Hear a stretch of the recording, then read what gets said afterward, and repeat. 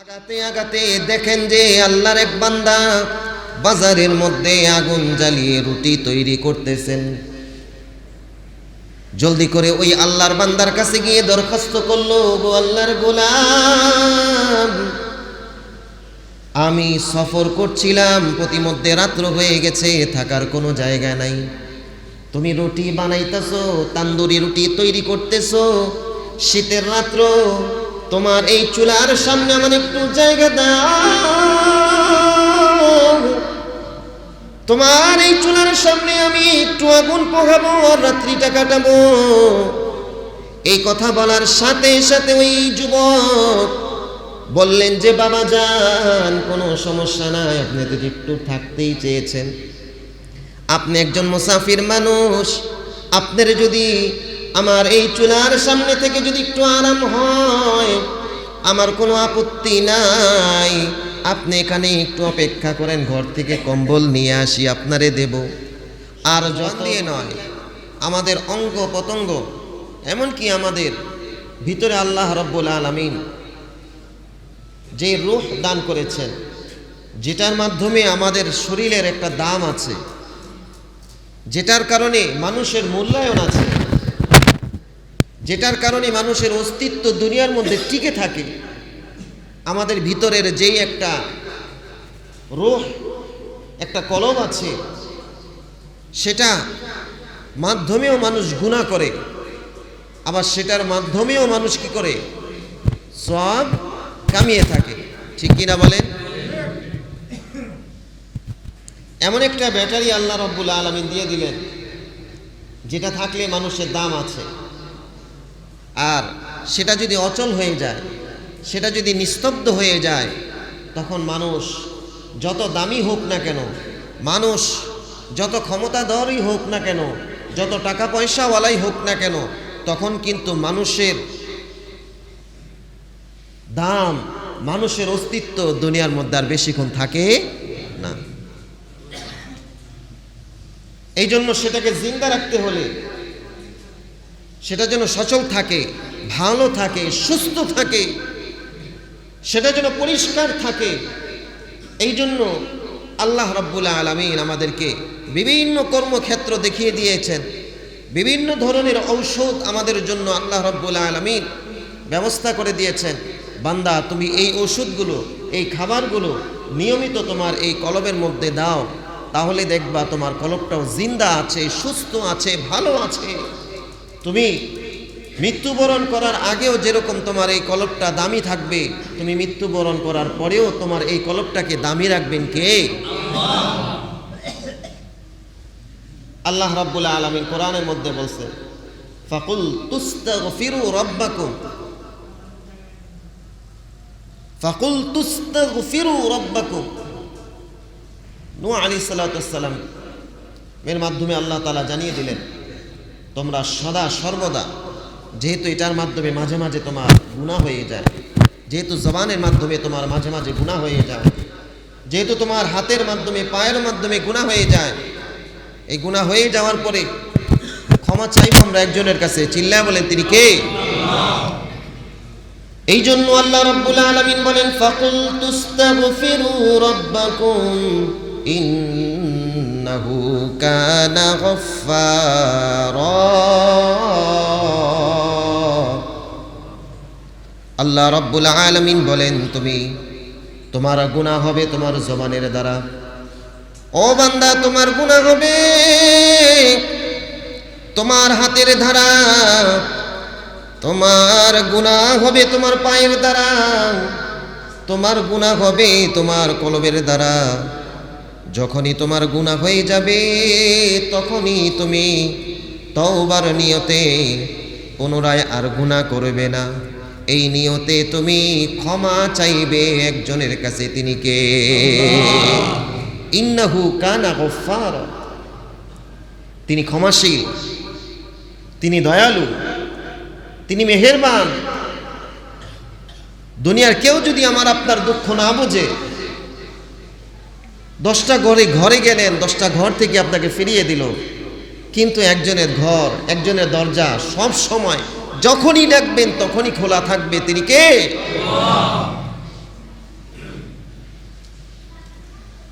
হাদিসের গ্রন্থের মধ্যে একটা ঘটনা পড়ি। আমাদের ইমাম ছিলেন হযরতে আহমদ ইবনে হাম্বল রাহমাতুল্লাহি আলাইহি। তিনি একটা হাদিস সংগ্রহ করার জন্য বসরার দিকে রওনা হলেন। একটা হাদিসের জন্য, পেয়ারা নবীর একটা হাদিস তিনি সংগ্রহ করবেন। ওই হাদিসটা সংগ্রহ করার জন্য মাইলকে মাইল তারা হেঁটে গিয়েছেন। দুনিয়ার কোনো মানুষের কোনো কথা না, দুনিয়ার কোনো কবিতা না,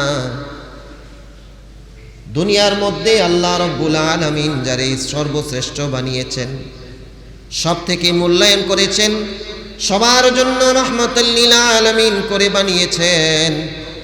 ওয়ামা আরসালনাকা ইল্লা রাহমাতাল লিল আলামিন।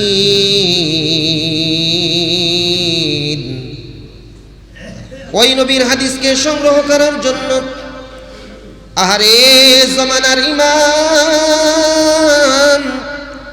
ইমাম আহমদ ইবনে হাম্বল রাহমাতুল্লাহি আলাইহি বসরার উদ্দেশ্যে রওনা হয়ে গেলেন। যেতে যেতে রাত্র হয়ে গেল। চিন্তা করলেন রাত্র গভীর হয়ে গেল, যাই এশারের নামাজটা এক মসজিদে ঢুকে পড়ে নেই। এক মসজিদে ঢুকে তিনি এশারের নামাজ পড়লেন। গাট্টি গুট্টি কাঁধে ছিল সেগুলো নামিয়ে সুন্দর করে ওযু বানিয়ে আল্লাহর এই বান্দা নামাজ শেষ করে খাদেম সাহেবকে জিজ্ঞাসা করলেন, আমি এক জায়গায় সফরের উদ্দেশ্যে বের হয়েছি, রাত্র গভীর হয়ে গেছে, যদি একটু জায়গা দেন তাহলে আজকের রাত্রটা আমি এখানে থাকতে চাই। খাদেম সাহেব বলতেছে, কমিটির নিষেধ আছে, এখানে থাকা যাবে না। এরপরে তিনি তার গাট্টি গুট্টি কাঁধে করে নিয়ে বের হয়ে গেলেন। পথিমধ্যে হাঁটতেছেন, দেখেন আরেকটা মসজিদ। সেখানে গিয়েও খাদেম সাহেব মসজিদের মধ্যে তালা লাগায়। তারেও জিজ্ঞাসা করলেন, ওগো আল্লাহর বান্দা, রাত্র গভীর হয়ে গেছে, আজকে রাত্রটা আমার এই মসজিদে একটু থাকতে দিবা কিনা? ওই খাদেম সাহেব বলেন যে না না, বহিরাগত কোনো মানুষকে মসজিদে থাকার কোনো অনুমতি নাই। দুই খাদেমের একজনও জানে না সে হচ্ছে জমানার ইমাম। ইমাম আহমদ ইবনে হাম্বল যদি তারা চিনত, তারা যদি জানতো ইনি হচ্ছে জমানার বড় ইমাম। আগের যুগে তো কোনো ফেসবুক ছিল না, ইউটিউব ছিল না। আর আগের আল্লাহর ওলিরা তারা নিজেদেরকে প্রচার করতেন না, বরং তারা যত পারতেন নিজেদেরকে গোপন করে রাখতেন। ভাইরাল হওয়ার চিন্তা করতেন না, কারণ এই দুনিয়াতে ভাইরাল হয়ে কোনো লাভ নাই। ভাইরাল যদি একজনের কাছে হওয়া যায়, দুনিয়ার কারো কাছে ভাইরাল হওয়ার দরকার নাই। বলেন তো তিনি কে?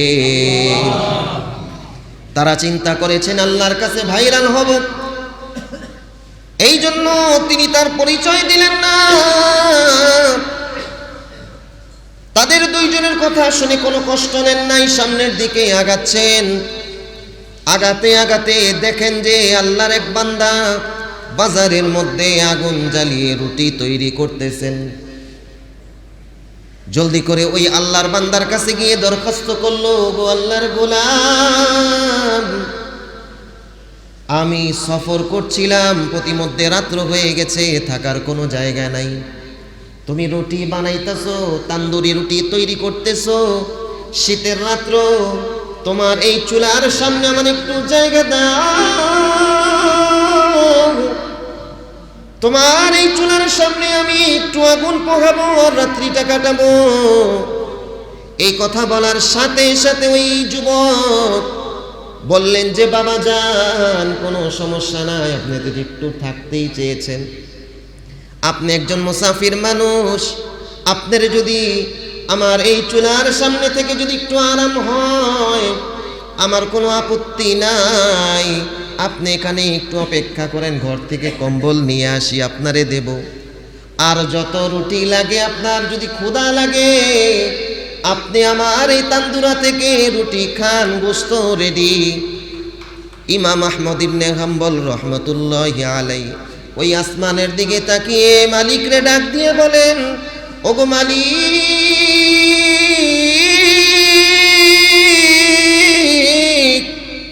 দুইজন তোমার বান্দা তোমার ঘর থেকে তাড়িয়ে দিল, কিন্তু তোমার কেমন নিরা খেলা, রুটি বানানেওয়ালা একজনের মধ্যে অন্তরের মধ্যে তোমার দয়া ঢুকিয়ে দিয়েছো, তুমি তো আর মধ্যে তার অন্তরের মধ্যে মায়া দিয়ে দিয়েছো, সে আমারে শুধু থাকতে দেয় নাই, বরং কম্বল দিতে চাচ্ছে এবং খাবার অফার করতেছে। গো মালিক, তোমার কত বড় মেহেরবান। এই কথা বলার পরে তিনি যখন শুইবেন তখন দেখে যে ওই যে রুটি বানানোওয়ালা তান্দুরি, সে একটা একটা রুটি চুলার মধ্যে দেয়, আর একবার কেমনে জানি জবানের মধ্যে কি যেন বিড়বিড় করে বলতে থাকে। ইমাম আহমদ ইবনে হাম্বল রহমাতুল্লাহি আলাইহি এই দৃশ্যখানা দেখে তারে জিজ্ঞাসা করলেন, ওরে যুবক, তোমারে অনেকক্ষণ যাবৎ আমি পর্যবেক্ষণ করছি, তুমি চুলার মধ্যে রুটি দাও আর মুখ দিয়ে কি যেন তুমি পড়তে থাকো, একটু কান লাগিয়ে শোনেন যে ওই যুবক রুটি দেয় আর জবানে পড়ে আস্তাগফিরুল্লাহ আস্তাগফিরুল্লাহ। আল্লাহর ওই যুবককে ওই বান্দারে জিজ্ঞাসা করে, তুমি আস্তাগফিরুল্লাহ, তোমারে তো সারাক্ষণ দেখতেছি তোমার কাজের থেকে বেশি তোমার জবান বেশি লড়তেছে, এটা পড়ার দ্বারা তোমার কি ফায়দা হয়েছে? জিকির তো আরো অনেক আছে, অন্যান্য জিকিরও তো তুমি করতে পারো রে। তখন সেই যুবক বলে, ওগো আল্লাহর গোলাম, আমি যে ইস্তেগফার পড়তেছি এটার দ্বারা আমি অনেক ফায়দা পেয়েছি, সবচেয়ে বড় ফায়দা হলো আমি ইস্তেগফার যত বেশি পড়ি, পড়তে পড়তে আল্লাহ রাব্বুল আলামিন আমার মধ্যে একটা এমন যোগ্যতা দিয়ে দিয়েছেন, আমি হাত উঠাই না, বরং মনে মনে যা কিছু বলি আল্লাহ রাব্বুল আলামিন সাথে সাথে সেটা কবুল করে নেয়। তার মানে হচ্ছে আল্লাহ রাব্বুল আলামিন ইস্তেগফারের বরকতে ওই যুবককে মুস্তাজাবুদ দাওয়া বানিয়ে দিয়েছেন। মুস্তাজাবুদ দাওয়া অর্থ হচ্ছে আপনি আল্লাহর কাছে চাওয়ার আগে আল্লাহ তাআলা আপনারে ওইটা দান করে দিবেন। সুবহানাল্লাহ। ইমাম আহমদ ইবনে হাম্বল রহমতুল্লাহি আলাইহি বলতেছেন, তাই নাকি? বলতেছে, হ্যাঁ, আল্লাহর কাছে যা চাই চাওয়ার আগে আল্লাহ কবুল করে নেয়। তবে একটা খুব খায়, সেটা এখনো কবুল হয় নাই, তবে আমি আশাবাদী আল্লাহ রাব্বুল আলামিন মরার আগে হলেও আমার এই ইচ্ছাটা পূরণ করবেন। ইমাম আহমদ ইবনে হাম্বল রহমাতুল্লাহি আলাইহি ওই যুবকরে ডাক দিয়ে বলেন, বাবা, তোমার আর একটা খায়েশ কি, তুমি আমার সাথে শেয়ার করো। তখন ওই যুবক বলে, আমার বড় কোনো আশা না, আমার আব্বাজান থেকে আমি শুনতে পেরেছি জমানার ইমাম আহমদ ইবনে হাম্বল রহমাতুল্লাহি আলাইহি অনেক প্রশংসা শুনেছি। আহারে, নবীরে তো চোখে দেখতে পারি নাই, নবীর মডেল তার সাহাবীদেরকেও আমার চোখে দেখার সুযোগ হয় নাই, সাহাবীদের মডেল তাবেঈনকে দেখার সুযোগ আমার হয় নাই, কিন্তু আমি শুনেছি বাবার মুখে এই জমানার ইমাম আহমদ ইবনে হাম্বল রহমাতুল্লাহি আলাইহি সাহাবীদের মডেল। তার দিকে যদি তাকাই তাহলে সাহাবীদেরকে খুঁজে পাবো। সাহাবীদের নমুনা হিসেবে ইমাম আহমদ ইবনে হাম্বল অনেক বড় বুজুর্গ, অনেক বড় হাদিস বিশারদগণের মধ্য থেকে অন্যতম একজন। আমি জীবনে একবার হলেও আল্লাহর এই বান্দারে দেখতে চাই। ইমাম আহমদ ইবনে হাম্বল রহমাতুল্লাহি আলাইহি আসমানের দিকে তাকিয়ে চোখের পানি ছেড়ে দেয়, আর যুবকরে ডাক দিয়ে বলে, ওরে যুবক, আল্লাহ তোমার সব দোয়া কবুল করেছে, তোমার ইমাম আহমদ ইবনে হাম্বলকে খোঁজার দরকার নাই, বড় আহমদ ইবনে হাম্বলকে তোমার সামনে এই শীতের রাত্রে এনে দাঁড় করিয়ে দিয়েছেন। এই জন্য বেশি বেশি ইস্তেগফার করা, বেশি বেশি তওবা করা। একজনের কাছে তিনি কে? আহারে কত গুনাহ হয়, নীরবে নিশীথে কত গুনাহ করি, জবান দিয়ে কত গুনাহ করি। আমাদের গুনাহ কেউ দেখে না, কেউ জানে না। যদি আমরা একজন আরেকজনের গুনাহ দেখতে পাইতাম, যদি আমাদের গুনাহগুলো মানুষের সামনে যদি প্রকাশ হয়ে যাইত, আমার আপনার গুনাহ যদি এরকম আয়নার মতো স্পষ্ট হয়ে যাইত, তাহলে আমরা কেউ কারো দিকে তাকাইতে পারতাম না। আমি তো চিন্তা করি, আমার গুনাহ যদি আপনারা দেখতেন, তাহলে আমি আজকে এখানে নামাজ পড়াইতে পারতাম না। আল্লাহ রাব্বুল আলামিন এত মেহেরবান, আরে এত দয়ালু মালিক, আমার গুনাহগুলো কারো সামনে প্রকাশ করে না। এরপরেও মালিক রে চিনি না। আহারে এত ইজ্জত সম্মান দিয়ে মালিক দুনিয়ার মধ্যে রাখছেন। আমার সন্তান আমারে জানে আমি বড়, আমি হলাম তার কাছে শ্রেষ্ঠ বাবা। আমার ভাই জানে আমি তার কাছে শ্রেষ্ঠ ভাই। আমার মা জানে আমি তার কাছে শ্রেষ্ঠ সন্তান। সমাজের সবাই জানে আমি একজন সম্মানিত মানুষ। আরে যদি গুনাহ যদি প্রকাশ পাইত, তাহলে কারো সম্মান কারো কাছে থাকতো না। রহমতে আলম আল্লাহর কাছে দোয়া করে গেছেন, ওগো আল্লাহ, তুমি তো আগের জমানার মানুষের গুনাহগুলোরে প্রকাশ করে দিয়েছো। গুনাহ করার সাথে সাথে আসমান থেকে আগুন পাঠিয়ে দিয়েছো, জমিনের মধ্যে তারে ভস্ম করে দিয়েছে।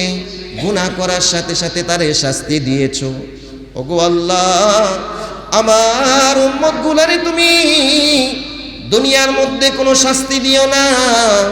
আমার উম্মত গুলারে তুমি তোমার কাছে ক্ষমা চাওয়ার সুযোগ দিও। এই জন্য আল্লাহ রাব্বুল আলামিন আমারে আপনারে সাথে সাথে শাস্তি দেয় না। আমার আপনার গুনাহগুলো সাথে সাথে আল্লাহ রাব্বুল আলামিন প্রকাশ করে না। আল্লাহ তাআলা সুযোগ দেয়, বান্দা তুমি সকালে গুনাহ করেছো, সন্ধ্যা পর্যন্ত তোমারে আমি সুযোগ দিলাম, আমি আল্লাহর কাছে মাফ চাও। সন্ধ্যায় গুনাহ করেছো, ফজর পর্যন্ত তোমারে সময় দিলাম, বান্দা আমি আল্লাহর কাছে মাফ চাও। যদি খাঁটি দিলে খাঁটি মনে তুমি যদি তওবা করতে পারো, আমি তোমার জিন্দেগীর সমস্ত গুনাহগুলো মাফ করে দেব। নৈরাশ হওয়ার কিছু নাই। লা তাহজান ইন্নাল্লাহা মা'ানা, পেরেশান হওয়ার কিছু নাই, উদাসীন হওয়ার কিছু নেই। আল্লাহ তাআলা সব সময় আমার সাথে আছেন, সব সময় থাকবেন। যত কিছুই হোক, গুনাহ হয়ে গেছে, দুহাত তোলে নীরবে বসে ক্ষমা চাইব একজনের কাছে, তিনি কে? আল্লাহ মাফ করবেন না? আল্লাহ তো ক্ষমাশীল, আল্লাহ দয়ালু, আল্লাহ মেহেরবান। একটা গরিব, একটা ফকির 10টা দরজায় যায় ভিক্ষা চাইতে, সবাই ফিরিয়ে দেয়, কিন্তু যখন আল্লাহর কাছে চায়, আল্লাহকে ফিরিয়ে দেয়? আল্লাহ ফিরিয়ে দেন। আল্লাহর কাছে যাই না কেন, চাই না কেন, এই জন্য আল্লাহ রাগ করে। বান্দা তুই আমার কাছে চা, কারো কাছে চাওয়ার দরকার নেই, কারো কাছে প্রয়োজন পেশ করার কোনো দরকার নেই। আমি আল্লাহর কাছে চাও, আমি আল্লাহ তোমার সমস্ত প্রয়োজনকে মিটিয়ে দেব। সুবহানাল্লাহ। জগৎ বিখ্যাত সাহাবী হযরত আবু হুরায়রা রাদিয়াল্লাহু তাআলা আনহু, তিনি একদিন মাগরিবের নামাজ আদায় করে ঘরের উদ্দেশ্যে রওনা দিয়েছেন। হঠাৎ করে মদিনার মধ্য থেকে এক মহিলা এসে, যুবতী মহিলা এসে বলতেছে, ও আবু হুরায়রা, ওগো আল্লাহর নবীর সাহাবী, আপনার সাথে আমার একটু কথা আছে। আবু হুরায়রা রাদিয়াল্লাহু তাআলা আনহু বলতেছেন, যত কথাই হোক তুমি স্পেস বজায় রাখো, স্পেস বজায় রাখো। কারণ তুমি একজন নারী আর আমি একজন পুরুষ, আমাদের মাঝখানে একজন আছেন, তিনি হলেন ইবলিস। ঠিক কিনা? ইবলিস আছে, এই জন্য দূরত্ব বজায় রাখো। কি বলার বলো। তখন ওই আল্লাহর বান্দি সাহাবী আবু হুরায়রা রাদিয়াল্লাহু তাআলা আনহুকে বলেন, ওগো আল্লাহর নবীর সাহাবী, আমি বড্ড পেরেশান অবস্থায় আছি, আমি বড় পেরেশান অবস্থায় আছি। আমি এমন একটা গুনাহ করেছি, যেই গুনার জন্য আমি এখন ভালো মতো খাইতে পারি না, ভালো মতো ঘুমাইতে পারি না। সব সময় শুধু ওই গুনার কথা মাথার মধ্যে আসে, চোখের সামনে ভাসে। আমি বড় একটা গুনাহ করেছি। ওই কথা বলে ওই মহিলা কান্নায় ভেঙে পড়েছেন। আবু হুরায়রা রাদিয়াল্লাহু তাআলা আনহু জিজ্ঞাসা করলেন, ওগো আল্লাহর বান্দি, এমন কি গুনাহ করছো তুমি? তখন ওই আল্লাহর বান্দি বলেন, ওগো আল্লাহর নবীর সাহাবী, সবাই জানে, পরিবারের সবাই জানে আমি একজন ভালো নারী, সমাজের সমস্ত নারী জানে আমি একজন পুত পবিত্র নারী। আমার আল্লাহ জানে আমি কত বড় পাপিষ্ঠা নারী। আমি একদিন এক রাখালের সাথে জিনা করে ফেলেছি। জিনা করার কারণে আমার গর্ভের মধ্যে বাচ্চা চলে আসছে। ওগো আল্লাহর নবীর সাহাবী, ওই বাচ্চাটা যখন দুনিয়াতে ভূমিষ্ঠ হয়, মানুষের চক্ষু লজ্জার কারণে, শরমের কারণে, মানুষ আমাকে থুতু দিবে, মানুষ আমারে নিয়ে কথা বলবে, এই জন্য আমি ওই বাচ্চাটারে নিজের হাতে গলা টিপে মেরেছি। গলা টিপে মেরে ওই যে পাহাড়ের পাদদেশের মধ্যে পাথর দিয়ে চাপা দিয়ে দিয়েছি। আমার গর্ভের সন্তান, আমার নার্সেরা ধন রে আমি এইভাবে মেরে ফেলেছি। ওগো আল্লাহর নবীর সাহাবী, আমি জানি না কেমনে আল্লাহর কাছে ক্ষমা চাইব। আমি তো এই গুনাহটার জন্য কোনো স্থির হইতে পারতাছি না। আল্লাহ যদি আমারে মাফ না করে, তাহলে আমি কেমনে আল্লাহর কাছে ক্ষমা চাইব? আল্লাহ যদি আমারে ছাড় না দেয়, তাহলে হাসরের ময়দানে কেমনে কোটি কোটি মানুষের সামনে দাঁড়াইব? এই জন্য আমার বড্ড আফসোস হইতেছে। আপনি একটা বড় সমাধান দেন, কি করলে আল্লাহ আমারে মাফ করব? আল্লাহর নবীর সাহাবী আবু হুরায়রা বলতেছেন, তুমি বড্ড বড় একটা অন্যায় করেছো। তুমি জিনা করছো তো করছো, আবার তোমার নবজাতক বাচ্চাটারে গলা টিপা হত্যা করে তারে দাফন করছো। তোমার ধ্বংস হোক, তোমার ধ্বংস হোক, তোমার ধ্বংস হোক। এই কথা বলছে। মহিলা ভয়ে, আরো ভয় পেয়ে কাতর হয়ে চলে গেছে সেখান থেকে। কিছুক্ষণ পরে হযরত আবু হুরায়রা রাদিয়াল্লাহু তাআলা আনহুর মাথার মধ্যে চিন্তা আসছে, আহারে, আল্লাহর এই বান্দি আমার কাছে একটা ফতোয়ার জন্য আসছে। সে ভুল করছে, কিন্তু ক্ষমা কিভাবে আল্লাহর কাছে পাইবে, সেই জন্য পেরেশান হয়ে আমার কাছে আসছে, পাগল হয়ে। এখনো তো আল্লাহর নবী দুনিয়ার মধ্যে জিন্দা, আমি কেমনে তারে ফতোয়াটা দিলাম, কেমনে তারে বললাম তুমি ধ্বংস হয়ে যাও? দৌড়ে গেছে আল্লাহর নবীর কাছে, ওগো রহমাতাল লিল আলামিন, আমার কাছে এমন এক আল্লাহর বান্দি আসছে, গুনাহ করছে, আমার কাছে সমাধান চেয়েছে। আমি তারে বলছি তুমি ধ্বংস হয়ে যাও, আমি তারে বলছি তুমি ধ্বংস হয়ে যাও। এই কথা আল্লাহর নবী শোনার সাথে সাথে চেহারা লাল হয়ে গেছে। রাগান্বিত অবস্থায় আল্লাহ রাসূল বলতেছে, আবু হুরায়রা, তুমি ধ্বংস হয়ে যাও। তুমি কেমনে তারে ফতোয়া দাও সেই ধ্বংস হয়ে যায়? তোমার দুয়ার বন্ধ, কিন্তু একজনের দুয়ার খোলা সবসময়। তিনি কে? আরো জোরে কোন, তিনি কে?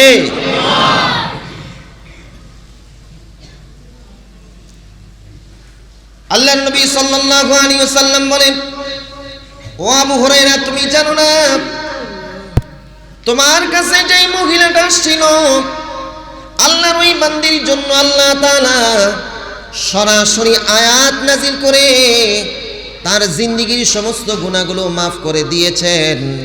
আল্লাহ তাআলা কোরআনে আয়াত নাজিল করেছেন, ইল্লা মান তাবা ওয়া আমানা ওয়া আমিলা আমালান সলিহান ফাউলাইকা ইউবাদদিলুল্লাহু সাইয়্যাতিহিম হাসানাত। আল্লাহ রাব্বুল আলামিন এই আয়াতের মধ্যে বলেন, তোমরা যারা গুনাহ করেছো এবং তারপরে নিজের অনুশোচনা আসছে, বুঝতে পেরেছো এটা ভুল হয়ে গেছে, এটা গুনাহ হয়ে গিয়েছে, এরপরে তুমি তোমার খাঁটি দিলে খাঁটি মনে আল্লাহ রাব্বুল আলামিনের কাছে তওবা করেছো, আল্লাহ রাব্বুল আলামিন এত মেহেরবান, এত দয়ালু, তোমার পূর্বের সমস্ত গুনাহগুলো মাফ করেছেন তো করেছেন। ওই গুনাহগুলোর মাধ্যমে, ওই গুনাহগুলোর বরাবর আল্লাহ তাআলা তোমার নেকির পাল্লাকে ভারী করে দেয়। এই জন্য ক্ষমা চাইবো কার কাছে? আরো আস্তে কোন কার কাছে? সদা সর্বদা আল্লাহর কাছে ক্ষমা চাইব। আল্লাহর কাছে যদি খাঁটি দিলে খাঁটি মনে তওবা করতে পারি, আল্লাহ দেখবেন জিন্দেগীর সমস্ত গুনাহ মাফ করে দিয়েছেন। সুবহানাল্লাহ। কিন্তু আহারে এখনকার মানুষগুলোর দিকে তাকাইলে দেখা যায়, বোঝা যায়, বুঝতে পারি গুনাহ করতেছি অহরহর, কিন্তু কোনো আফসোস নাই, কোনো পরিতাপ নাই, নিজের মধ্যে কোনো অনুশোচনা নাই। আহারে গুনাহ করতেছি, একবারও চিন্তা করি না দুনিয়ার মধ্যে যদি আমার কোনো অঙ্গের মধ্যে আগুন লাগে, সাথে সাথে সেই অঙ্গটার মধ্যে জ্বালা পোড়া শুরু হয়ে যায়। যদি আমার পায়ের মধ্যে আগুন লাগে, তখন পায়ের মধ্যে আগে জ্বালা পোড়া শুরু হয়ে যায়। কিন্তু জাহান্নামে হাজার হাজার বছর ধরে যে আগুন জ্বলতেছে তো জ্বলতেছে, ওই আগুনের মধ্যে পড়ার সাথে সাথে আপনার হাত জ্বলবে না, পা জ্বলবে না, সর্বপ্রথম কলিজাটারে জ্বালাইয়া দিবে। সর্বপ্রথম কলিজার মধ্যে গিয়ে আগুন লাগবে। যদি বিশ্বাস না হয়, আজকে জুমার পরে গিয়ে বাসায় গিয়ে চুলার উপরে গিয়ে আপনার হাতটা না, বরং একটা আঙ্গুল আপনি 30 সেকেন্ডের জন্য রেখে দেন, দেখেন কেমন লাগে। তাহলে বুঝবেন যে জাহান্নামের আগুন, যেটা হাজার হাজার বছর ধরে আল্লাহ তাআলা জ্বালিয়ে রেখেছেন পাপীদের জন্য, নাফরমানদের জন্য, যদি ওই কথা চিন্তা আসে, তাহলে আপনার দ্বারা কোনো গুনাহ হবে না। আপনি যখন বাসায় ঢুকবেন রাত্রিবেলা, সবাই যখন ঘুমিয়ে যাবে, আপনি নিশিরাতে একদিন উঠবেন, উইঠা আপনি সর্বপ্রথম ওযু করেন, এরপরে 2 রাকাত নামাজ পড়েন, আর চক্ষুটাকে বন্ধ করে আপনি চিন্তা করেন, আহারে আমি যদি এখন মারা যাই, সাথে সাথে আমারে বিছনা থেকে সরাইয়া দিবে, সাথে সাথে মসজিদে খবর দিবে, যাও গিয়ে মুয়াজ্জিনকে বলো অমুকের সন্তান অমুক এতটার দিকে দুনিয়া থেকে চলে গিয়েছে, তাড়াতাড়ি মসজিদ থেকে খাটটা আনাইয়া বাড়ির সামনে রাখবে।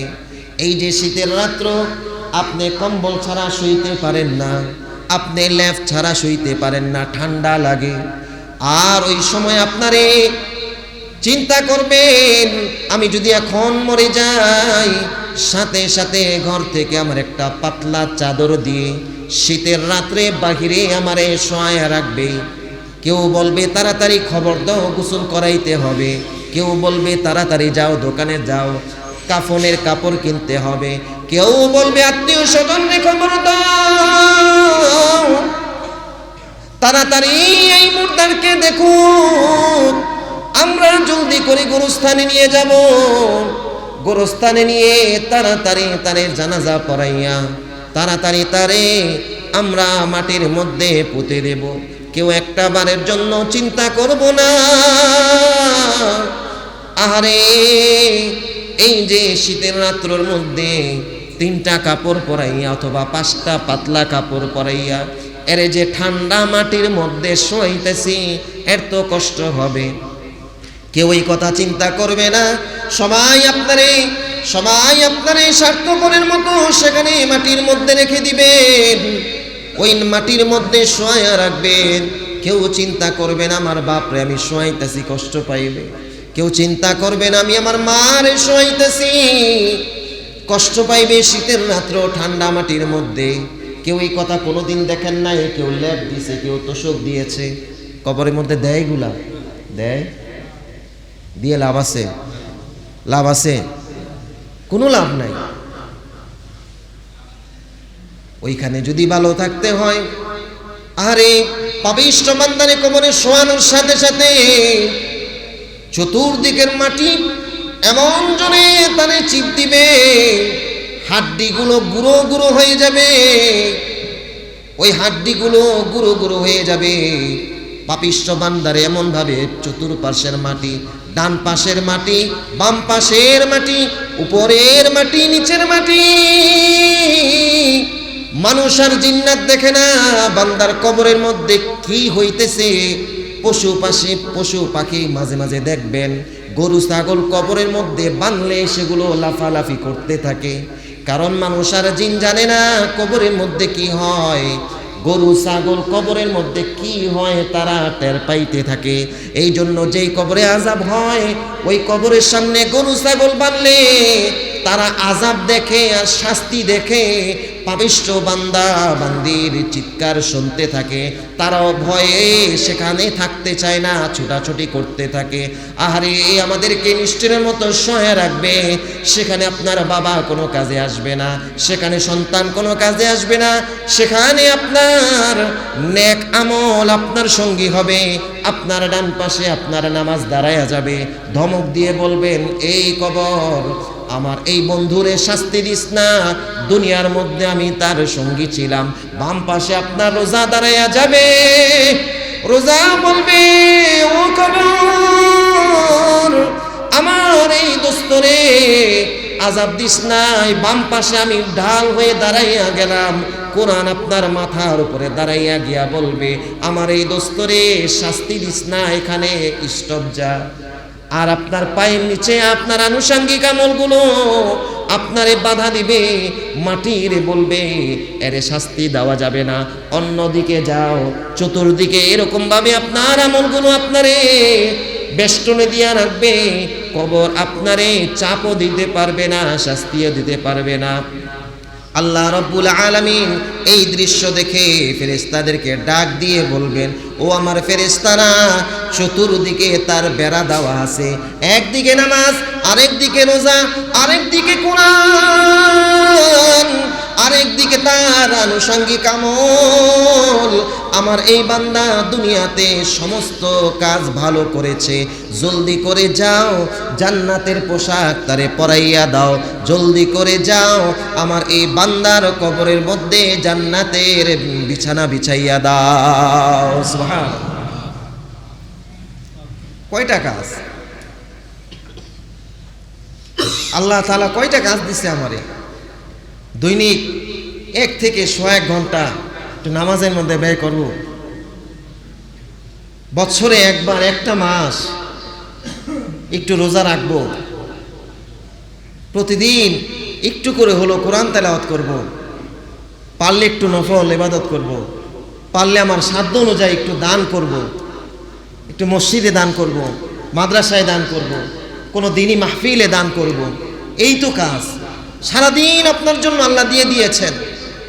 সারাদিন বান্দা তুমি তোমার কাজ করো। আর ফাঁকে ফাঁকে লাগাতার না, এক ওয়াক্ত নামাজ পড়তে আসলে কতক্ষণ সময় লাগে? 10 থেকে 15 মিনিট, এর বেশি তো আর লাগে না। পুরা 5 ওয়াক্ত নামাজের মধ্যে 1 থেকে 1 ঘন্টা সময়। আরে আমরা কপাল পোড়া, এই সময়টা আমরা দিতে পারি না। বছরে একটা দিন, একটা মাস, শুধু 11টা মাস আল্লাহ খাওয়ার জন্য ছেড়ে দিয়েছেন। শুধু একটা মাস রোজা রাখো। আল্লাহ তো আপনার উপরে চাপায়া দেয় নাই। লা ইকরাহা ফিদ্দীন, কোরআনে আল্লাহ বলেন দিনকে চাপায়া দেই নাই আমি আল্লাহ। বান্দার সুবিধা মতো তার সুযোগ মতো আল্লাহ রাব্বুল আলামিন আপনারে কিছু হুকুম দিয়েছেন, করবো তো ইনশাআল্লাহ, নামাজ পড়বো তো ইনশাআল্লাহ। ডান পাশের আযাব মাফ করতে কি লাগে? নামাজ লাগে। নামাজ পড়বো তো ইনশাআল্লাহ। এই কে কে কে কে এই ডান পাশের মাটির চাপ থেকে বাঁচবো? কে কে ইনশাআল্লাহ?